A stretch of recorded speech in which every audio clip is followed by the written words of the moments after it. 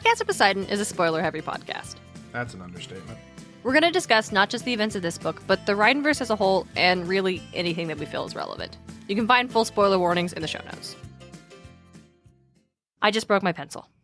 It had slid under my leg, and I was tugging it back out, and it just completely snapped. Well, I hate to see it. you hate to see it. Well, the erase is gone anyway. Useless pencil anyway. It's gone.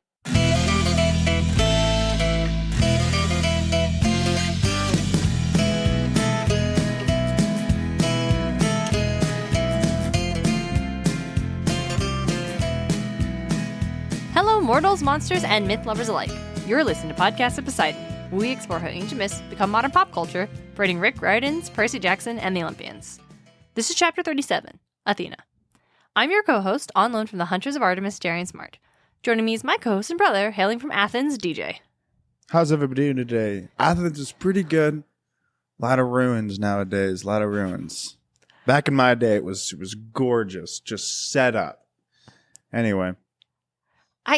I do think Athens is still a functioning city. A lot of ruins. All right. It might be a functioning city. Doesn't change the fact that there's a lot more ruins now than there used to be. You know what? This is true. Cannot argue with that. Do you know where there probably aren't any ruins?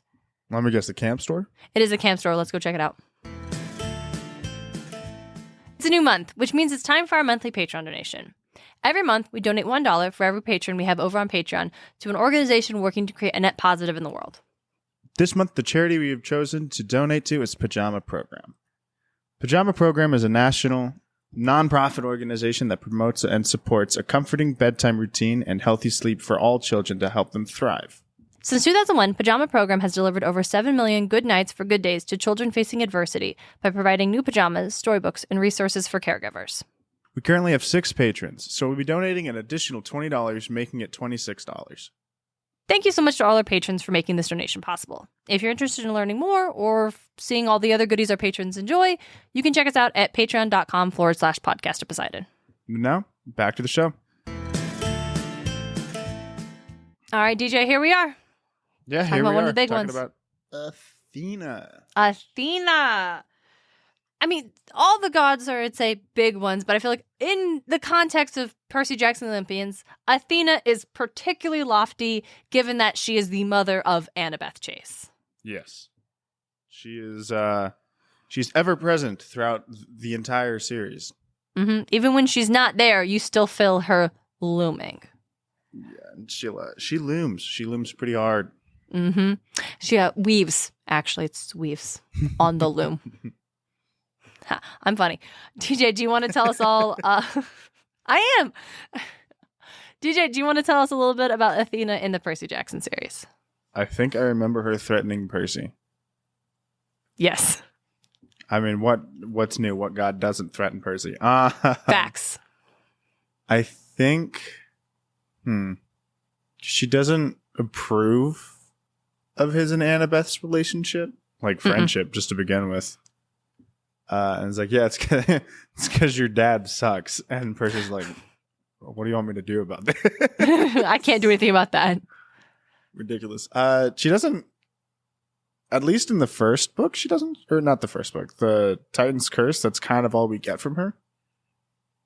If I remember correctly. Yeah, a little bit.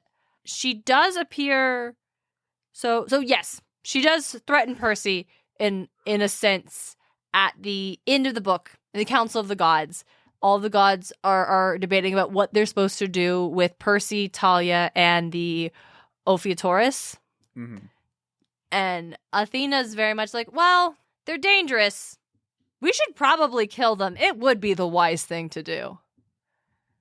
And I'll get into that a lot because of feelings about that and whether or not that is the wise thing for Athena to have said.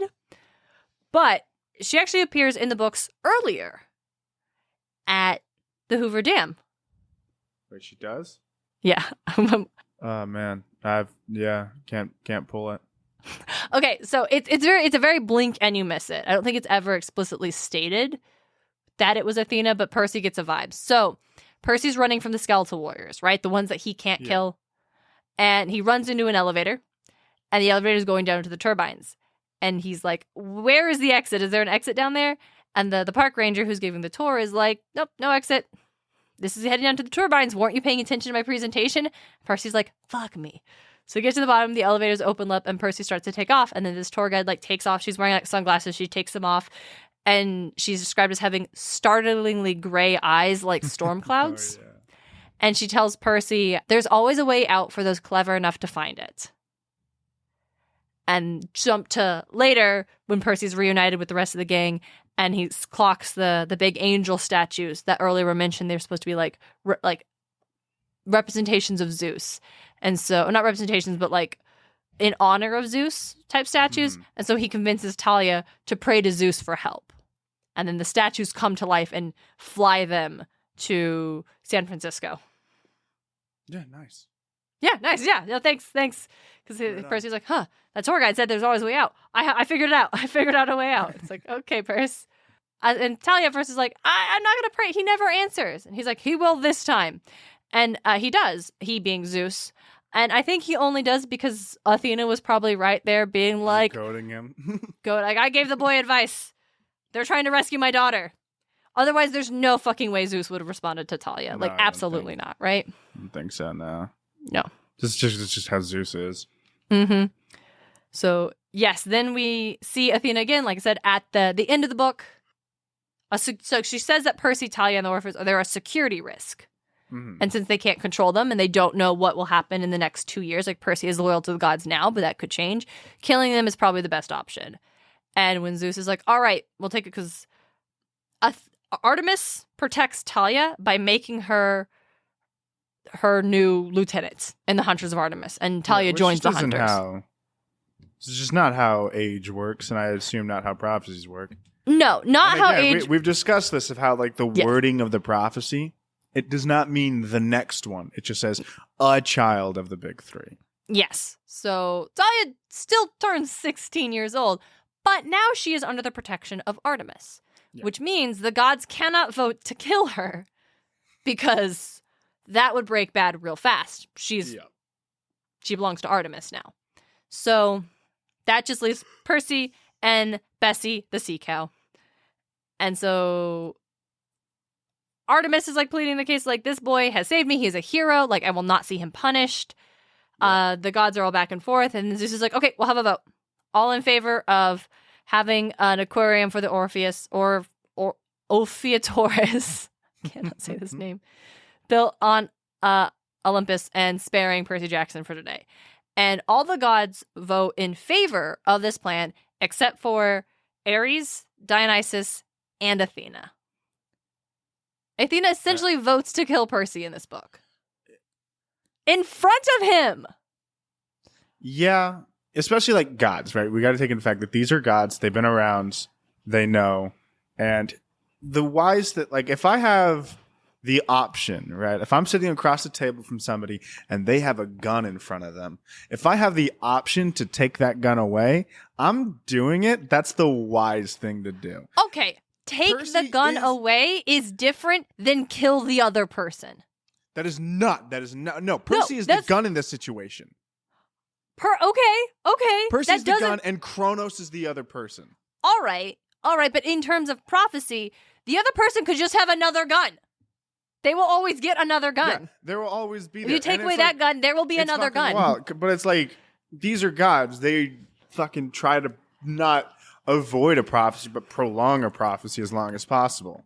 Yes, that is something that Percy does point out. Like, controlling prophecies never work. Like, if you're going to try to kill the they don't want to stop a prophecy. They just want to prolong a prophecy. Yeah, they know they can't stop it. They just don't want to have to deal with it, and they're freaked out by it. Because they know Kronos is rising. And they really just don't want to deal with that shit. That's just what Athena... Ares and Dionysus like, we just don't like the kid. Athena, that's probably what she was thinking. Is like, if we want to like prolong the prophecy like we've been doing for almost 100 years now, this is the way we do it. I mean, because that was the initial plan. The actual reason why Hades, Zeus, and Poseidon were told you're not allowed to have children anymore was an attempt to avoid the prophecy coming true. Or at the very least be able to control it more accurately, because if they didn't have a bunch of kids running around, they could just focus on the few. My argument as to why Athena her comments are unwise isn't necessarily the fact that they should not consider killing Percy. I believe that as goddess of strategy, it is wise to consider all of the options. I think she's unwise in that she isn't actually considering all the options, but seems to have just considered one option, which is if he's a threat, we should kill him. And that's not exactly wisdom. That's reactionary. Yeah. There are other options. If he's a threat, there are other ways to make sure we don't know what he'll do. What can we do to make sure he's not a threat? So there's a lot of things. How do gods handle threat? How have they historically handled threat? They destroy it. This is a good point, DJ. My big reason for saying Athena is not wise in the situation is because she says it in front of Percy. Right in front of Percy. Right in front of Percy. Now, if you are worried that this kid could potentially turn on the gods, and you want him not to turn on the gods, because if he does turn on the gods, then you will all be destroyed and Kronos will reign supreme. And you don't want him to do that. Maybe you don't let him know that you are just so ready to kill him because he might be an inconvenience to you. After he just went through a bunch of shitty things and watched a couple of his friends die to save one of you. That is why I say that I don't think this is wise. But the gods were also just having this meeting in front of him. There are ways that Athena could have spoken without mortals being able to hear their comments. You know there are. Oh yeah. That's the thing though, is that gods just don't care about mortals. Whether we know they be this. Demigods or not. Okay, so after the gods vote not to kill Percy, they throw a party because it's the winter solstice. Yep, and they party. So there's that party, and then Athena approaches Percy. I was about to keep searching the crowd when another voice spoke. Your father takes a great risk, you know. I found myself face to face with a gray-eyed woman who looked so much like Annabeth, I almost called her that. Athena. I tried not to sound resentful after the way she'd written me off in the council, but I guess I didn't hide it very well. She smiled dryly. Do not judge me too harshly, half-blood. Wise counsel is not always popular, but I spoke the truth. You are dangerous. You never take risks? She nodded. I can see the point. You may perhaps be useful, and yet your fatal flaw may destroy us as well as yourself. Talking about the fatal flaw. Percy doesn't know what it is yet. Kronos knows your fatal flaw, even if you don't. He knows how to study his enemies. Think, Percy. How has he manipulated you? First your mother was taken from you. Then your best friend Grover. Now my daughter, Annabeth. In each case, your loved ones have been used to lure you into Kronos' trap. Your fatal flaw is personal loyalty, Percy. You do not know when it is time to cut your losses. To save a friend, you would sacrifice the world. And the hero of a prophecy, that is very, very dangerous. I balled my fists. That's not a flaw. Just because I want to help my friends, the most dangerous flaw are those that are good in moderation, she said. Evil is easy to fight. Lack of wisdom, that's very hard indeed. I hope the council's decision proves wise, but I will be watching, Percy Jackson. I do not approve of your friendship with my daughter. I do not think it wise for either of you. And should you waver in your loyalties? She fixed me with her cold gray stare, and I realized what a terrible enemy Athena would make. 10 times worse than Ares or Dionysus, or maybe even my father. Athena would never give up. She would never do something rash or stupid just because she hated you. And if she had made a plan to destroy you, it would not fail. I didn't mean to keep reading that long, but it just kind of kept going. No, that's fair. So yes, the reason Athena doesn't approve of Percy and Annabeth's relationship is largely because she doesn't like the fact that her daughter was used to lure Percy in the trap and probably doesn't want to see it happen again. Yeah, that's fair. So Athena has a bunch of kids. Except she's a virgin goddess. Yeah, because it's brain babies. The brain child. The brain babies. Rick Riordan took that pun and just really ran with it. That turn of phrase. That idiom, if you will. I think that's actually the right word. That idiom of a brain child.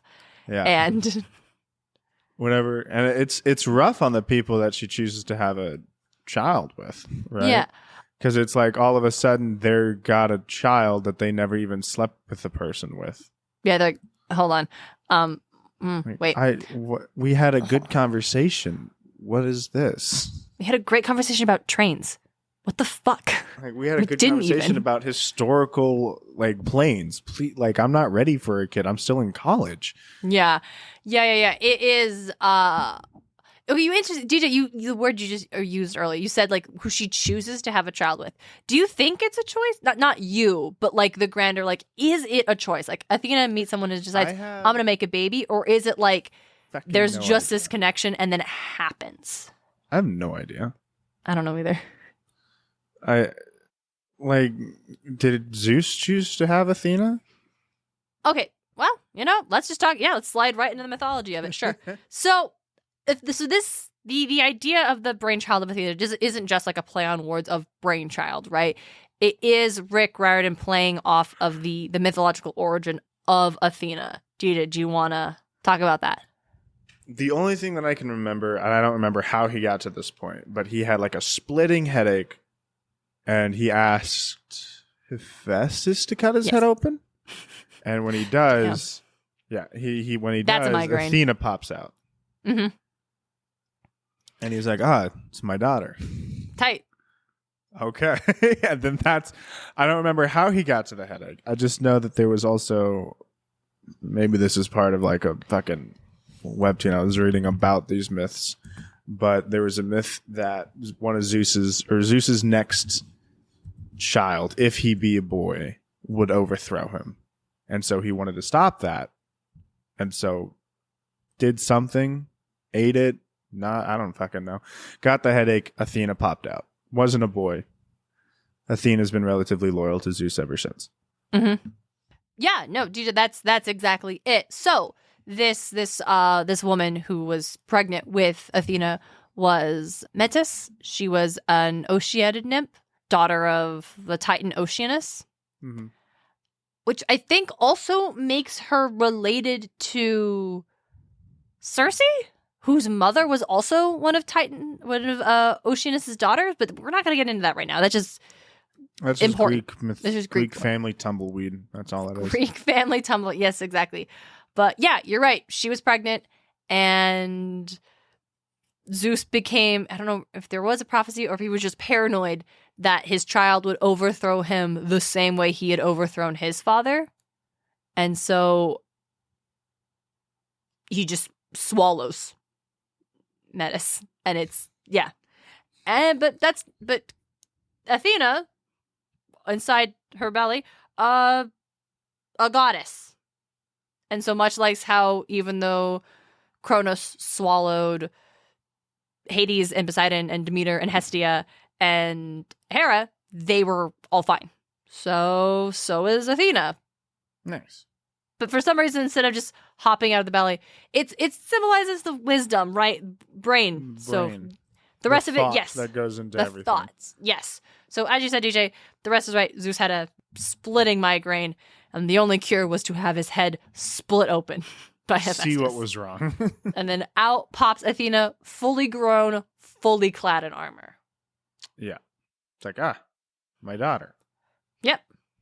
Okay. Yeah, basically. Okay. That's where we're at. So it is Athena. It's interesting because that, like, myth essentially suggests that, like, oh, yes, she was born.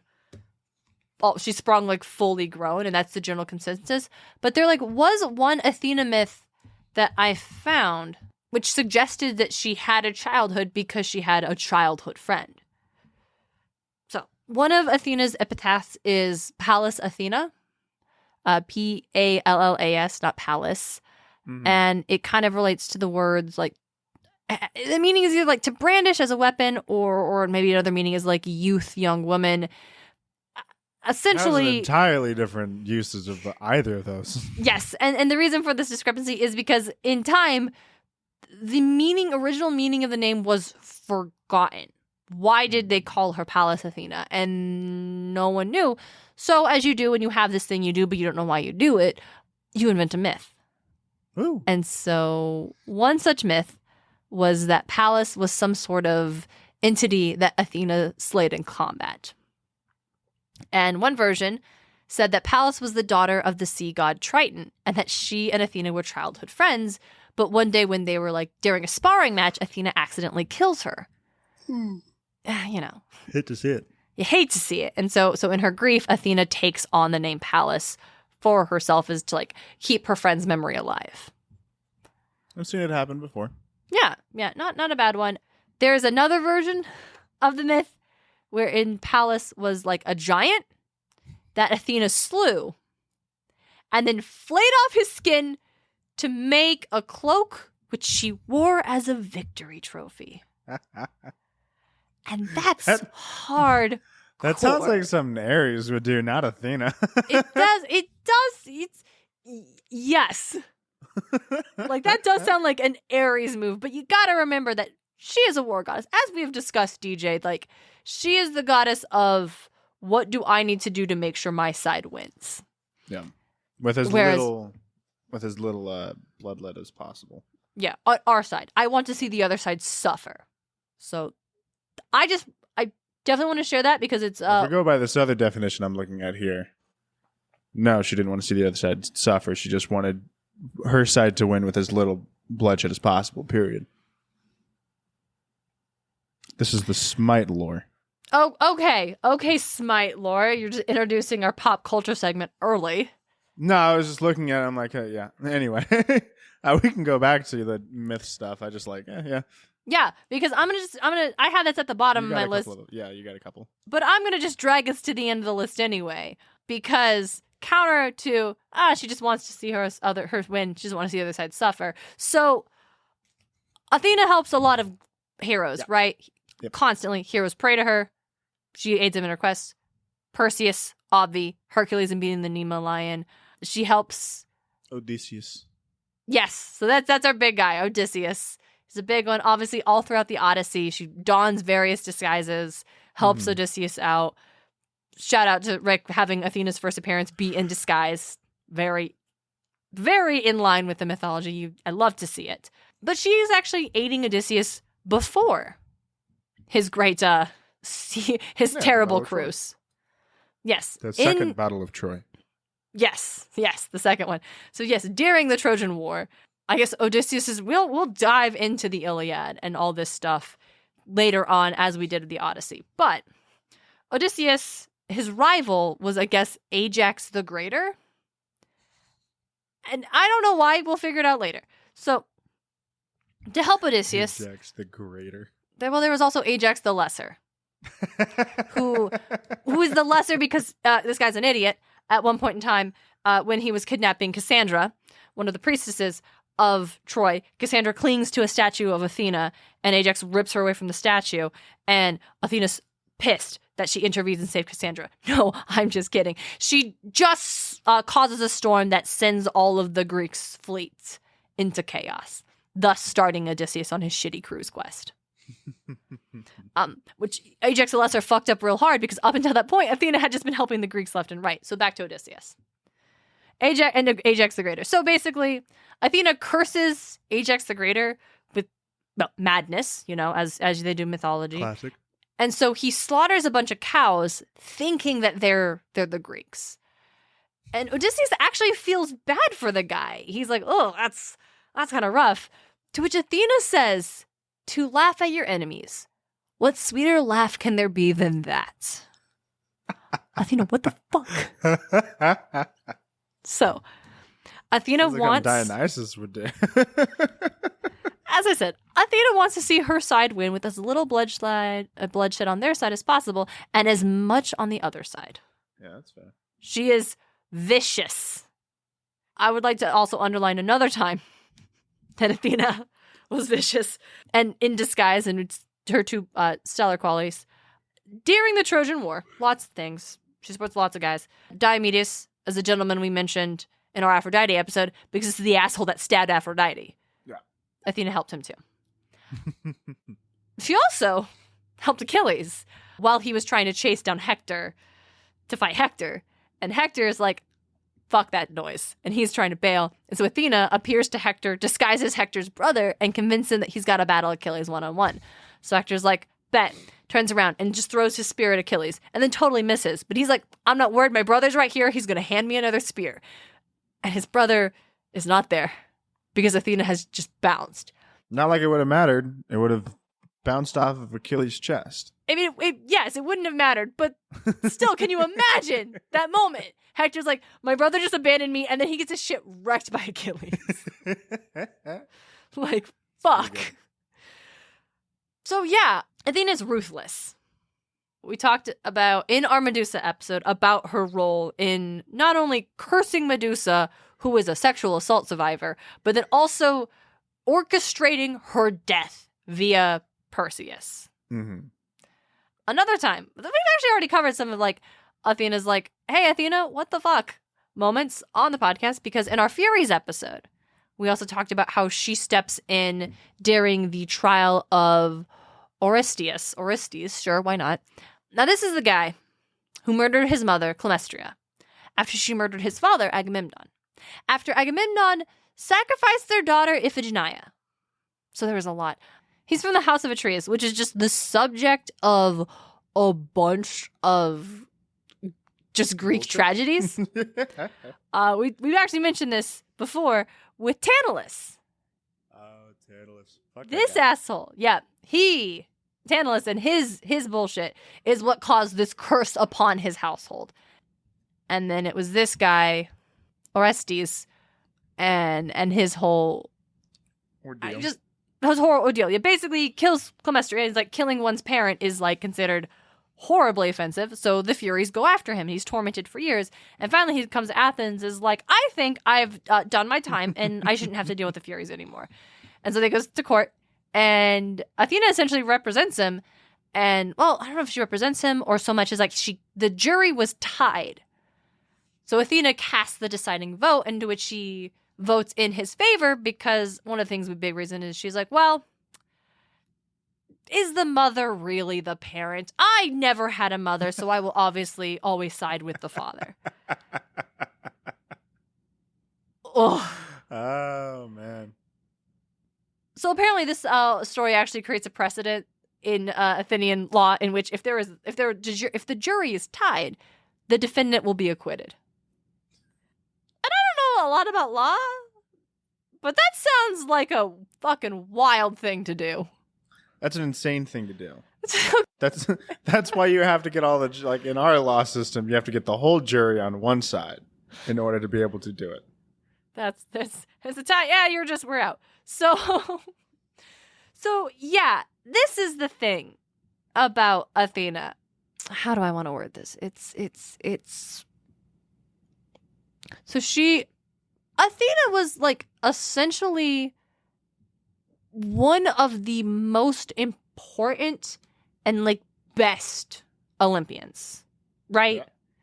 Like not only was she was the patron goddess of like a bunch of towns, like obviously Athens, which you decide. A lot of modern scholars are pretty sure that Athena was actually named after Athens, not the other way around. So demonstrating but a bunch of cities too. She's viewed as like an earliest version of her was from like a Bronze Age civilizations, as like a palace goddess who presided over crafts and protected the king. Like her lineage was long and she was important. She was the goddess of obviously wisdom and warfare, but also like justice and architecture and like mathematics and essentially these ideas, these like Athenian values of civilization. Like what, if you asked an Athenian, hey, why is Athens the best? They would cite all of the things that Athena is the goddess of. Like and if you ask a Spartan what makes Sparta the best, they'd cite everything that makes Ares the god. Well, actually, Sparta was one of the cities that Athena is a patron goddess of. She's a war goddess. Yeah. And they still want to win wisely. But also just very strong. Yes, but so is Athena. She does... Yeah. Okay, I was going to say this for the Iliad, but she fights Ares. Oh, I believe it. And beats him. Aphrodite has to roll up and get Ares off the battlefield. Things that sounds about go right. wild. So. Yeah, you need your girlfriend to come here and save you. Yeah.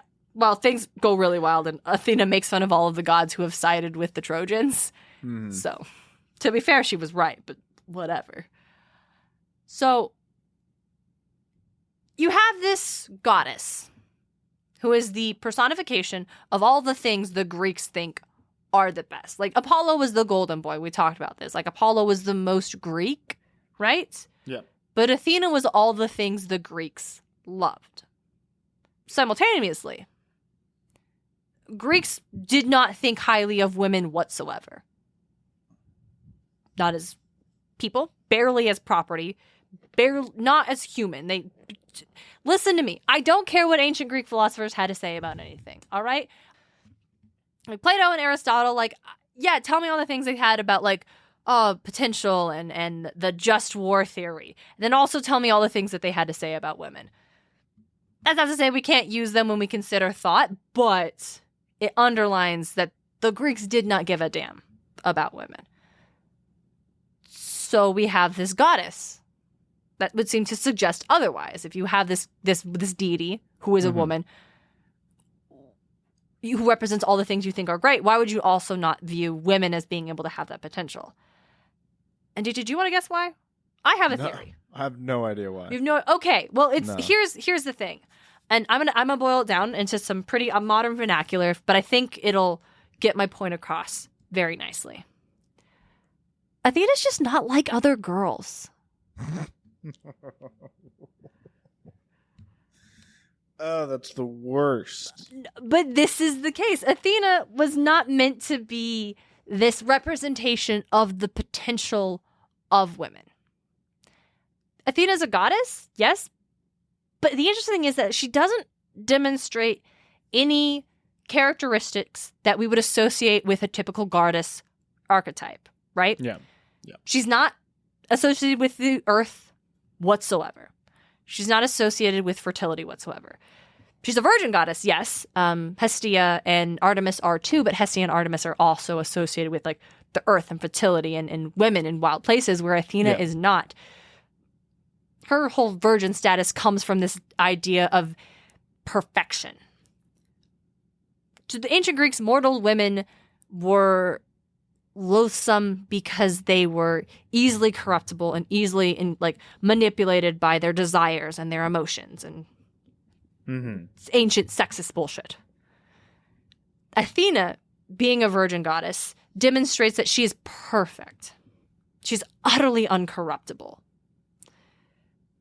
You could be like, okay, well then have a guy do it. Like Zeus is the king of the gods. Like you have Ares.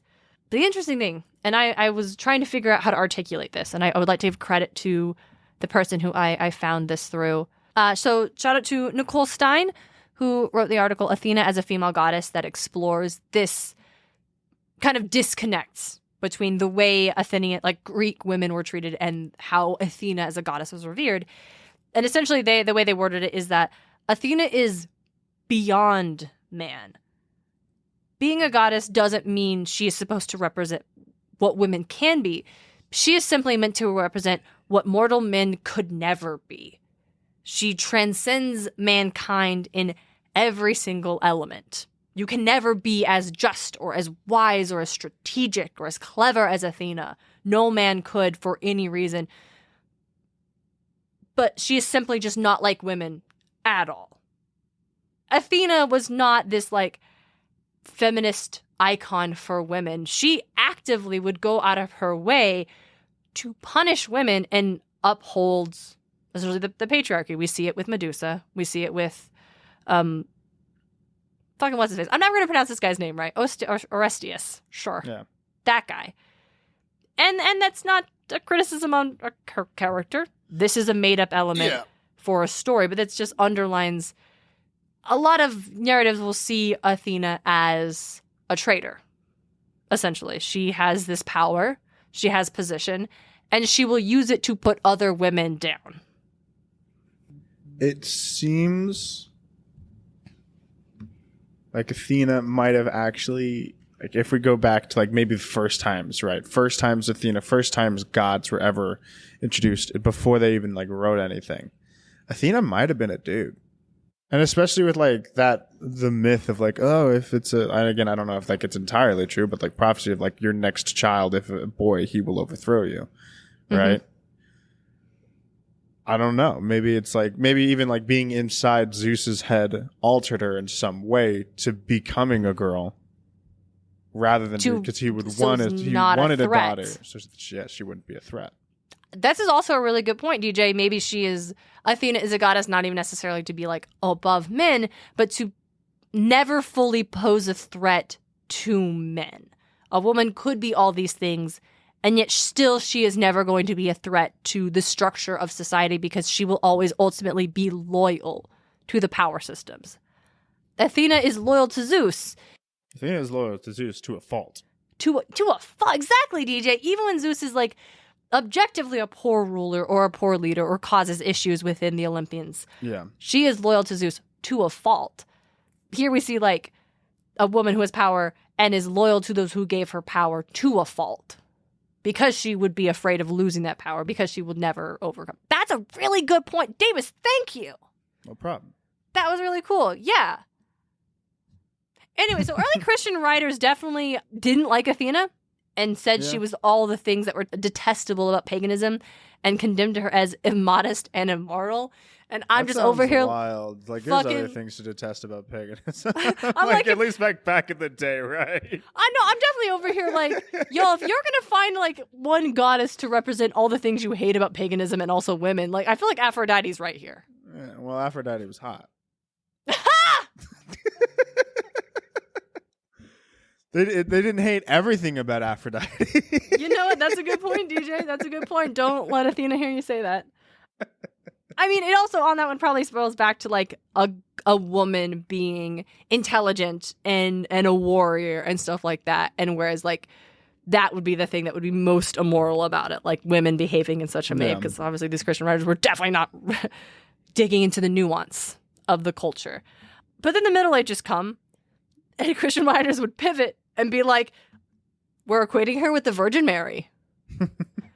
Because they just really clung to the virginity thing, so... Yeah. Classic.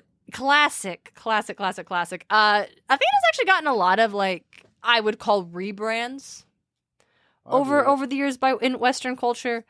Definitely during the Renaissance. She obviously became, like, a symbol of, like, wisdom and arts and classical learning, which makes sense. The whole Renaissance was about the Italians being like, but especially the Greeks. With, like, Romans and Minerva being more into that rather than the battle thing. Oh, big time. Yeah. But it was Athena specifically, not necessarily Minerva. Because I know. I just mean, like, I would, like, as much as it's, like, probably, like, maybe not, but also Romans had a much more stranglehold on the advancement of Western society than Greek did. Yes, I would say advancement true, but it was in the Renaissance, these like thinkers in Italy were very, very interested in the Greeks. And so that's why that iconography, like, because it's Athena and not Minerva or Bellona. And it's because they were fascinated with the Greeks and believed that, like, going back to, like, it's the rebirth, right? Going back to the beginning of, like, Western culture. That's how we grow. We need to get back to our roots. Ergo, Athena. But they didn't dismiss the battle thing entirely because in time, Athena has become a symbol for freedom and democracy in the West. Yep. So that whole like strategy in battle is still there because she's used by a lot of countries who have had revolutions to overthrow monarchies. Yeah. Here's an interesting fact. So after the French Revolution, statues of pagan gods were just like not in vogue. They were torn down. We're getting rid of these. Except for Athena. Because she literally transformed into personification of freedom and the Republic. It's funny. Athena and Smite, like this is just like because the fact that you bring this up is hilarious. Athena and Smite has two skins that could very easily represent two different revolutions, right? Mm-hmm. She has a French Revolution skin, mm-hmm. where she's in the white like toga, the fucking red peasant hat, essentially, and her shield says "Liberté, Égalité," or Egalite and Fraternité. Uh-huh. With like the French colors, and she's holding like a fucking musket, essentially. Yeah. And the other one is Red Star Athena. Very well could be like representing the Russian like the communist takeover of the communist overthrow of the monarchy back then at that time. So I think that's really cool. Yeah, it is. It's just, we talk a lot about like, oh, the pop culture and stuff. And not a lot of times for our podcast, that means what media have they appeared in the last 20 years? 40 years. Right. We pull sometimes, but a lot of times it's really within our own sphere of understanding. Mm-hmm. But with Athena, and this is like, a lot of gods have had this, but I think Athena is most interesting because she's like definitely been one of the ones that have like most transcended that role of like the Olympian pantheon to become like if you were going to create a Western pantheon, right? Athena would be there. And I'm not saying necessarily that like like Ares and Apollo would. Do you know what I mean? No, I get what you mean. I think she'd be there, but as like the Statue of Liberty or whoever that like chick is. Oh, right? no, yes, exactly. Like she was the inspiration partly of the Statue of Liberty. As well as like the manifest destiny that we see in that one photo. That one, right? yeah, that painting, yeah. That one painting that like everybody knows when you say manifest destiny. And if you grew up in the United States, you know the painting I'm talking about. Yeah, that's the thing yeah. What is that? That is Columbia. She is the female figure of America. But I don't think you're incorrect in equating her with Athena, because the idea is that like in the picture, because I'm actually reading the description, leads Americans into the West and into the future by carrying values of republicanism seen through her Roman garb and progress shown through the technical innovations like telegraph and clearing native peoples and animals, as seen being pushed into the darkness. We can't touch this right now. UK had a version of Britannia. Yeah, Britannia, also considered to potentially be like a representation of Athena. Yeah, I gotta say, side by side, I just don't think the Union Jack has much apparel standoutness as their American flag. DJ, we can't talk about Captain Britain. No, we can't. How dare you trick me? How dare you trick me? I will not talk about Doctor Strange in the Multiverse of Madness. I believe you. This picture. Hold on. Just look at this picture. This has nothing to do with that. Oh God, wrong. No, we already agree with you. I already agree with you that the stars and stripes are just aesthetically. That's not what I wanted. Yes, I already agree with you. This is some sort of, what is this, DJ? Where did you find this? Tell me what I just Googled Columbia, America, and it came up. Meet America's Lost Wonder Woman. All right, messy Nessie chick. What the fuck? Let's not. Let's not. I think, DJ, you could definitely make an argument that Columbia is also another representation of Athena in her whole, like, push for freedom and the republic. Like, that vibes with me.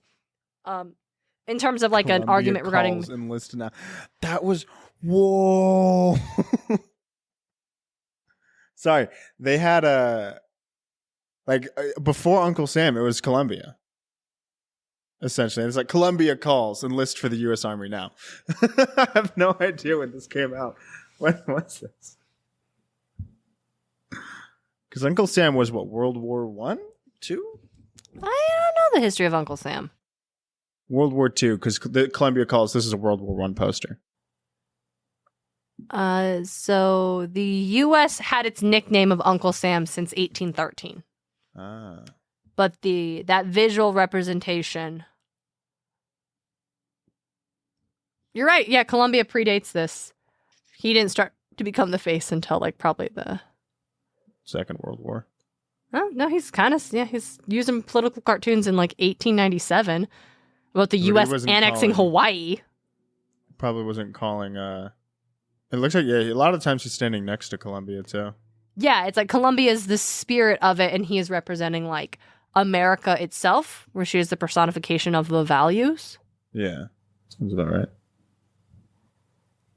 Italy had one? Is that Italy? God, I don't know flags. I'm sure a lot of countries would have this kind of iconography. It's just fun. No, it's interesting. Yeah, it's fascinating. It's a great rabbit hole that we could dive down. Maybe later. Maybe later. Bonus episode. Oh, that would be Columbia fun. I love that. hole. Yeah. Yeah. DJ, you hit Smite. Obviously, Athena is in Hades. Mm-hmm. It's really cool. She is the first god that you encounter. Nyx has reached out to Athena, and she provides Zagreus with his first boon. Nice. And that's very cool. I like that. I like that she's helping him, and I think because it's a very cool ability that I like. Yeah, it also feels like in having Athena be the first. Yeah, her powers like the deflect is really cool. Yeah. I think story structure wise, having Athena be the first god to interact directly with Zagreus and like provide him with his first boon. It also, in Athena being goddess of wisdom, right, and warfare and stuff, it kind of feels like it lends a sense of validity or justification to Zagreus and his quest. Like, not only have you been blessed by the gods, but the goddess of wisdom has decreed that your mission is wise. Yeah. That's very, very strong, very cool. Mm-hmm. So as you keep going, I don't know, it's interesting because you're like, I feel like if it was like Poseidon or someone else, Zeus, maybe I'd be a little bit more like, Zach, I don't know if we're doing the right thing, buddy. Zeus signed off on this from the get-go, and I don't know, man. I know you want to meet your mom, but like maybe this is for the best. But if it's Athena, it's like, all right, wisdom. She said it's cool. Well, we're probably doing the right thing. Everybody signs off on it, right? Everybody's like, yeah, all right. Even Demeter's like, oh, yeah, okay. You just want to shove it to Hades? I'm into it. Yeah, but Athena does it first. And it's because she does it first that's the thing that's most interesting to me. Yeah, I get that. All right, DJ, you put this on the list, so you get to talk about it. Athena from Eternals. Why do I got to talk about it? Because I you... was pitching ideas. You couldn't think of any. Rude. Can't believe you called me out like that. You thought of one, so DJ, you get to share it. Ridiculous. I mean, if you've seen Eternals, you know. And if you've seen our Remyth episode on it, you know. Not a big fan of this movie, but not what we're talking about. We're talking about Athena. Yeah, and would you say you're a fan of Athena, the character? No, because I'm not a fan of most characters in that. Just in the...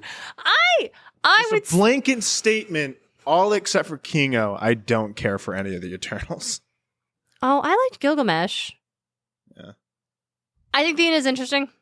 Angelina Jolie brings it, Avi, all the time. Does interesting stuff with the character in the show, movie, even if I don't like the movie very much. That said, if she's like, they say all these characters have inspired the mythologies that we know. So Athena is Athena, goddess of war. But that's all she is. She doesn't have the wisdom, not to say she's unwise, but the strategy, the craftsmanship, like all those other elements of Athena, Athena doesn't seem to possess, which is fine. She doesn't need to. She has her cool cosmic superpower is just a bunch of different weapons. And that is really neat. And it is fun to watch her just fucking smack Icarus around. That was fun. I mean, like, fighting is always kind of a good time.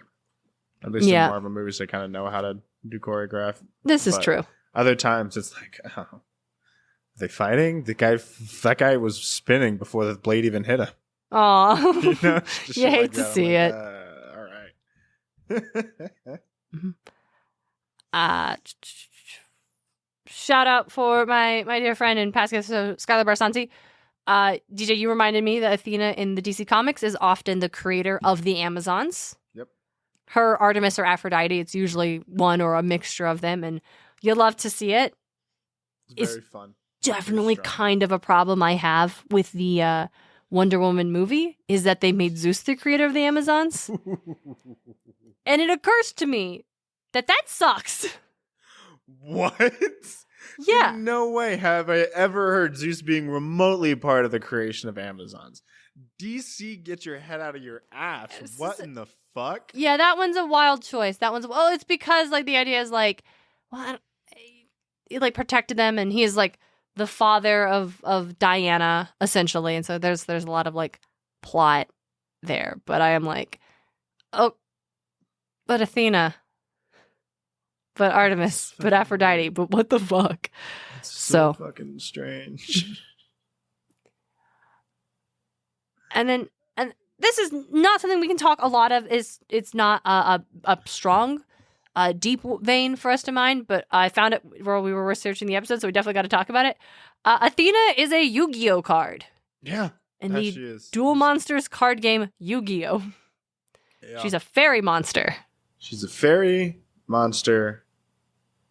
And I haven't played Yu-Gi-Oh! Since high school, so that's more than 5 years.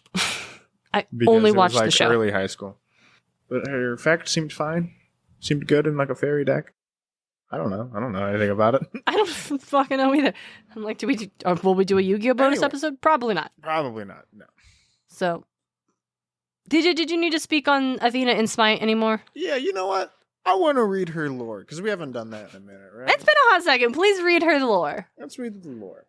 In war, there are two kinds of soldiers, those that fight for blood and those that fight for honor. The first crave the clash of steel and the smell of slaughter. The latter know the wisdom of justice, the kindness of mercy, and that life should never be taken wantonly. These different warriors seek different gods. Ares, god of war, revels in the bloodletting, but his sister, Athena, goddess of wisdom, is patron to those who fight with dignity and only when there is no other alternative. Okay. Sure. Favored daughters of Zeus, wise as 10,000 scholars, just as the scales themselves, Athena is a paragon of incorruptible virtue and worshipped with righteous fervor. So revered is she that Athens, the greatest city in the world, is named after her, and regal temples adorn the countryside in her honor, each tended by loyal priestesses. To Athena, a life is a precious thing that need not be wasted on frivolous battle.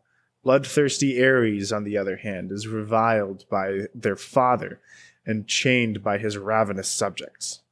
At the siege of Troy, Ares disobeyed Zeus and joined with the battle, fighting the mortal Trojans. Athena rose up to stop him, indirectly championing the Greeks, but directly keeping the order of divine law. Their fierce battle clashed in unspeakable proportions, ending only when Ares limped from the battlefield, cowed by his sister and rival. With Ares diminished, the tide of war shifted, and the heroes of the Greek army toppled Troy. In times of war, prayers are sent to both gods, Ares for bloodstained victory, Athena for honor, valor, and the wisdom to fight with dignity. Make no mistake, these are times of war, and Ares has already answered the call to arms. Athena, ever cautious with lives, goes to battle without eagerness, but solemn necessity, for the goddess of wisdom knows honor is for the living. The dead have no need for it. I do love the way Smite writes. Whoever does the copy for the godly descriptions does a very good job. Very moving. Strong. Sells me on wanting to play the character. I just think about the time Athena laughed at Odysseus because he felt bad for Ajax the Greater. And it's like, no, laughing at your enemies is the best kind of laughing. So... Love it. Love to see it. You love to see it. She's fun. She's annoying. Got a taunt. She's a tank. You know, the works. The works. Yep. Works. Every time a god comes up, I'm going to say they're annoying because they are. They're all of them. This game is so annoying to deal with. And yet you play. You continue to play. I continue to play because sometimes I get the counter pick and they're not annoying to deal with. Yeah, okay. This is how it works. That's how it goes. That's all I got. That's all I got. DJ, I want to give thank you for the Athena Columbia and the Zeus transforming Athena into a woman as to not oppose his position of authority thought points. Yeah. Like those are, I could write whole papers about that and I love it. So I want to just, again, DJ, thank you for joining me as always on this quest through mythology and pop culture. I love doing this. This is a lot of fun. Yeah, I value time as my co-host and brother. Thank you so much. I know we have an announcement. Should we tell him, DJ? No. Not yet. No, not yet. Not yet. Maybe Maybe we'll next get time. To it, but not now. Not now. Maybe next time. But speaking of next time, we will be back on May 24th talking about dragons. Oh, DJ Dragons. I'm so excited to talk about dragons. DJ, I love dragons. Dragons are cool. Very excited about that. Like little Darien is going to have the best time. Just dog shit opinions on dragons. No, I'm kidding. Oh my god! I was like, wait, do you have hot takes about dragons? Like what? As far as I'm aware, I don't think I do. All right, well, I guess we'll find out next time. But until then, thank you all so much for listening and joining us for another episode. We super appreciate having you. We do the show because there are people who will listen. I love doing the show too. It's just a lot of fun. Also, it's a lot of fun and is a good time to spend together and talk about mythology and pop culture in a book series we like. But it's extra cool knowing that other people like that stuff too. So thank you so much for joining us. Good time. Thank you guys so much. Have a good day. Awesome. And until next time, don't be like Zeus. Don't be like Zeus. Podcast of Poseidon is created and hosted by Darien and DJ Smartt. It's edited by Darien Smartt. The show is produced by Darien and DJ Smartt, as well as Tim O'Connor, the Crystal Con Man, Dionysus the Drunk. Our music is Athens Festival by Martin Hain, and our cover art is by Audrey Miller. You can find her on Instagram at bombshellnutshellart. Like the show? Ready for more? Support Podcast of Poseidon on Patreon. Just $1 gets you exclusive bonus content. Find out more at patreon.com/podcastofposeidon. Can't spare the drachmas? You can support the show by leaving a review on Apple Podcast or by sharing us with your friends. Find all of our episodes and episode transcripts at podcastofposeidon.com. Thanks for listening.